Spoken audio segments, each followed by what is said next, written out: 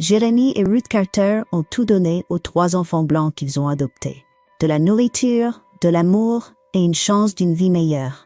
Mais quand l'âge et la pauvreté les ont rattrapés, les enfants leur ont tourné le dos, laissant le vieux couple dépérir dans une ferme délabrée. Pendant des années, Jeremy et Ruth ont souffert en silence, jusqu'à ce qu'un jour, enfoui dans la poussière de leur grenier, Jeremy découvre un coffre qui allait tout changer. Bientôt, les enfants sont revenus, s'attendant à des richesses.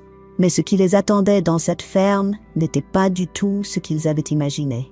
Avant d'aller plus loin, si c'est la première fois que vous regardez une de nos vidéos, nous serions ravis que vous cliquiez sur le bouton d'abonnement. Votre soutien compte énormément pour nous et nous permet de vous apporter encore plus d'histoires poignantes. Restez avec nous jusqu'à la fin. Et si cette histoire vous touche, partagez vos pensées dans les commentaires et envoyez-la à un ami. Maintenant, commençons. L'air estival pesait lourd sur la ferme des Carter, une chaleur qui collait à la peau et rendait chaque respiration pesante. Jeremy Carter, les épaules courbées par des années de labeur, était assis sur le porche, les mains posées sur ses genoux. Sa femme, Ruth, se tenait à ses côtés, resserrant un vieux châle tricoté autour de ses épaules, malgré le soleil encore haut. L'âge les avait ralentis tous les deux, mais leurs yeux, profonds, chaleureux et fiers, portaient encore l'histoire de sacrifice que personne ne semblait se rappeler. Ils n'étaient pas nés dans la richesse, ni même dans le confort. Mais lorsqu'ils ont eu l'opportunité d'adopter 3 enfants, Michael, Sarah et Daniel, ils n'ont pas hésité. La couleur de peau n'avait pas d'importance pour Jeremy et Ruth. Ils avaient les bras ouverts, le cœur plein et une petite ferme qui leur permettait à peine de joindre les 2 bouts chaque année. Ces enfants sont devenus leur monde. Ils les ont portés sur des dos fatigués, nourris avec des assiettes presque vides et économisé chaque centime pour qu'ils aient des chaussures, des livres et une chance d'une vie meilleure. Mais maintenant, ces enfants étaient adultes. Et ce que le vieux couple pensait être leur récompense, la compagnie dans leur vieillesse, la chaleur d'une famille, s'était transformée en silence, distance et mépris. Un soir, Ruth se tenait près de la table en bois dans leur cuisine, regardant Sarah remplir une valise de vêtements coûteux. Michael, adossé au mur, avait le visage tordu d'irritation. « Cet endroit n'est que poussière et saleté, marmonna-t-il. On ne peut plus vivre comme ça. » Daniel le plus jeune riait en passant devant sa mère sans un regard. « Tu crois qu'on va rester coincé ici? S'il te plaît, on a une vie à vivre. » Les lèvres de Ruth tremblaient.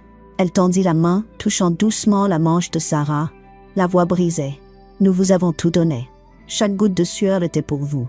Comment pouvez-vous nous tourner le dos maintenant? » Mais Sarah évita son regard.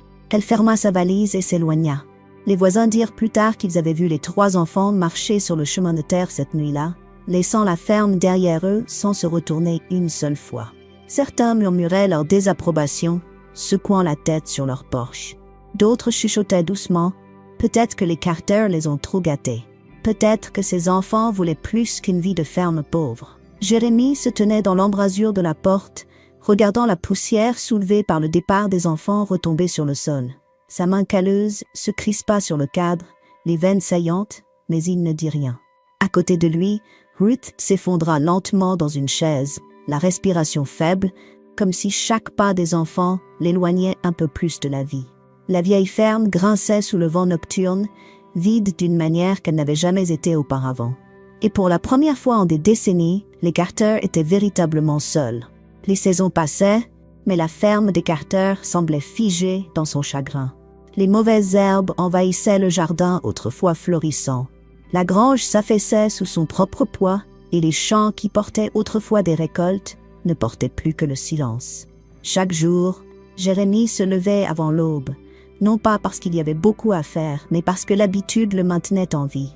Il s'asseyait sur le porche dans cette même chaise en bois et fixait les champs secs comme s'il voulait qu'il lui pardonne d'avoir échoué.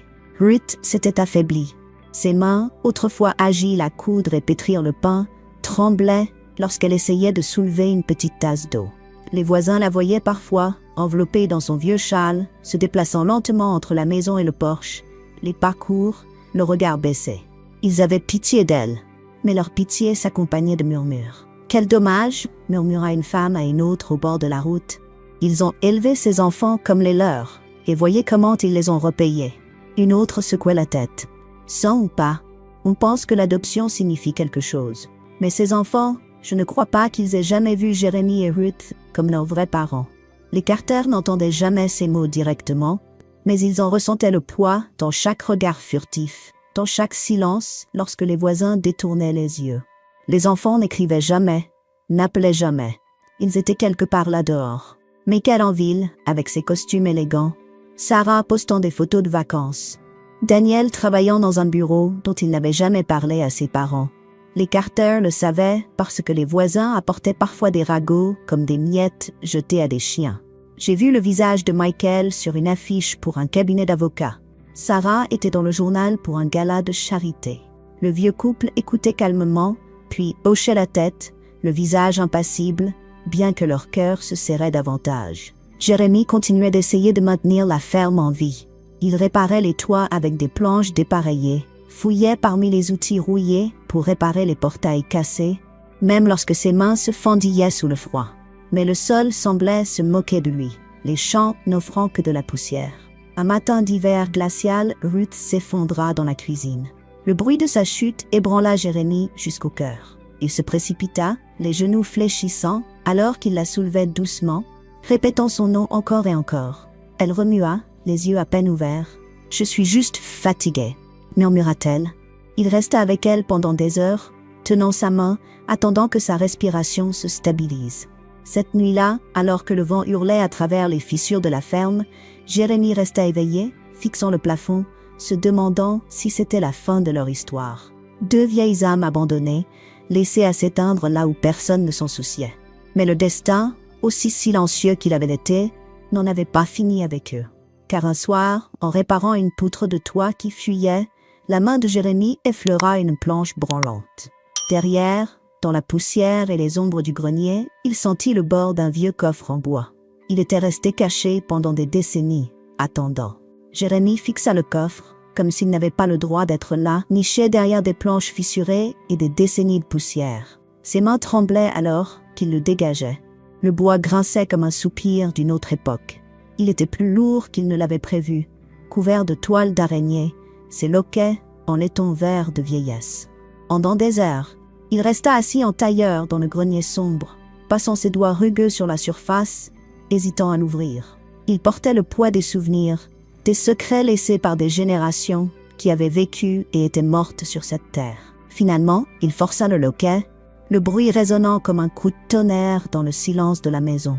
À l'intérieur se trouvaient des piles de papier fragiles, des lettres pliées et des enveloppes épaisses. Au début, il pensa que ce n'était rien d'autre que de vieilles correspondances, jaunies et oubliées. Mais, lorsqu'il déplia un document, son souffle se coupa. C'était un acte, l'acte de sa famille, prouvant que leur terre faisait partie d'une propriété plus vaste liée à des droits miniers sous le sol. Son grand-père avait signé ces papiers il y a près d'un demi-siècle, laissant la propriété légale à la lignée de Jérémie. Cachée dans ces papiers se trouvait la preuve. La ferme des Carter, bien que pauvre en surface, reposait sur une terre d'une immense valeur. Jérémie pressa les papiers contre sa poitrine, les yeux pleins de larmes. Toutes ces années à survivre à peine, toutes ces nuits de faim, tous ces jours à être moqués comme de simples fermiers pauvres. La vérité était restée enfouie juste au-dessus de leur tête. Lorsqu'il descendit le coffre, Ruth était assise près du feu, ses mains fines croisées sur ses genoux. Elle leva les yeux, fatiguée mais curieuse, alors que Jérémie étalait les papiers sur la table. Il expliqua à voix basse, s'interrompant souvent, encore incrédule lui-même. Ruth se pencha, les yeux écarquillés. « Jérémie, tu veux dire que tout ce temps ?» Il hocha lentement la tête, l'émotion lui serrant la gorge. « Cette terre n'est pas sans valeur, Ruth. Elle ne l'a jamais été. Elle cachait quelque chose de plus grand que nous. » Ils ne se précipitèrent pas. Jérémie passa des semaines à apporter les papiers en ville, consultant un avocat qui haussait les sourcils à chaque document. Bientôt, les chuchotements recommencèrent. Mais cette fois, ce n'était pas de la pitié, mais de la curiosité. Les voisins voyaient des hommes en costume arriver en voiture, arpenter les limites de la propriété, mesurer, pointer. Certains murmuraient « Qu'est-ce que les Carter mijotent ?» D'autres ricanaient, convaincus que c'était une autre impasse. Mais le silence du couple maintenait le mystère vivant. Dans le calme de la nuit, Ruth était assise à la table de la cuisine, ses mains frêles caressant les bords des papiers comme s'il s'agissait de trésors fragiles. Elle esquissa un faible sourire, le premier depuis des années, murmurant « Peut-être que c'est la vague de Dieu qui nous rend ce que nous avons perdu. » Et bien que leur maison restât usée, bien que leurs vêtements pendaient encore lâchement sur leur corps fatigué, une nouvelle lueur brillait dans leurs yeux. La marée tournait, et les enfants qui les avaient autrefois abandonnés n'avaient aucune idée de ce qui les attendait. Les nouvelles circulent vite dans les petites villes. Tout a commencé par des murmures dans l'épicerie générale. « As-tu vu ces hommes en costume chez les Carter ?» La semaine suivante, tout le monde semblait savoir que la vieille ferme n'était pas aussi sans valeur qu'on le pensait autrefois. Certains spéculaient sur du pétrole. D'autres chuchotaient à propos du promoteur, mais personne ne savait avec certitude, sauf Jérémie et Ruth. Et puis, comme attirés par l'odeur de l'argent, les enfants réapparurent. La voiture élégante de Michael se gara en premier, ses chaussures claquant vivement sur l'allée de terre qui avait autrefois usé les semelles des bottes de son père. Sarah arriva dans une robe trop raffinée pour la poussière de la ferme, son sourire fragile. Daniel entra en dernier, tapotant le dos de ses parents avec une démonstration de chaleur qui sonnait faux. Ils remplirent la vieille cuisine de bavardages, de rires et d'une affection exagérée. Les voisins, observant depuis les champs d'en face, murmuraient entre leurs dents. « Regarde qui est de retour », dit un homme. On ne les voyait pas quand le toit s'effondrait. Une autre secouait la tête. Maintenant qu'il y a des rumeurs d'argent, tout à coup, ils se souviennent de qui les a élevés. Jérémie restait assis en silence, ses mains usées croisées. Ruth était à ses côtés, fragile mais stable. Ils écoutaient les enfants parler de famille, de rester connectés, de rattraper le temps perdu. Mais sous leurs mots se cachait une attente, une anticipation avide que bientôt l'héritage serait à eux. Lorsque l'avocat arriva enfin sa mallette lourde de contrats, les enfants se penchèrent en avant avec empressement, leurs noms flottant sur leurs lèvres, prêts à être inscrits dans la richesse qu'ils pensaient mériter. Mais la voix de Jérémie traversa la pièce, basse et ferme. Cette terre, commença-t-il, n'a jamais été une question d'argent. Elle parlait de sacrifice. Et le sacrifice est quelque chose que vous trois n'avez jamais appris. Le sourire de Michael vacilla. Les yeux de Sarah se mirent à cligner nerveusement. Daniel marmonna sous son souffle. L'avocat s'éclaircit la gorge et lut les documents à haute voix. Les droits miniers et la valeur de la terre, estimés à des millions, seraient transférés dans un fonds caritatif. La richesse servirait à aider les agriculteurs en difficulté, à soutenir les centres d'adoption et à créer des bourses pour les enfants qui comprenaient la gratitude. Pas un seul centime n'irait aux enfants qui leur avaient tourné le dos. La pièce se figea. La mâchoire de Sarah s'affaissa.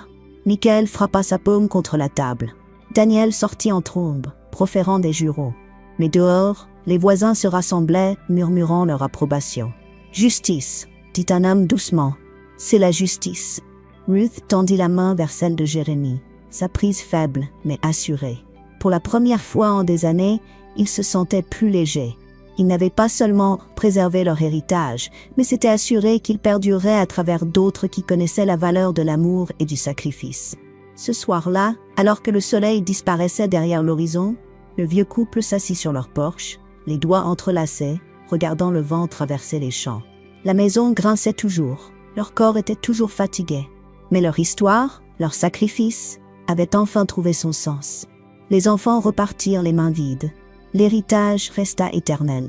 L'histoire de Jérémie et Ruth est un rappel. La gratitude ne coûte rien, mais elle peut tout changer. La trahison peut faire mal, mais la justice trouve toujours son chemin. Si cette histoire vous a touché, assurez-vous de vous abonner et d'activer la cloche, car d'autres histoires puissantes comme celle-ci arrivent bientôt.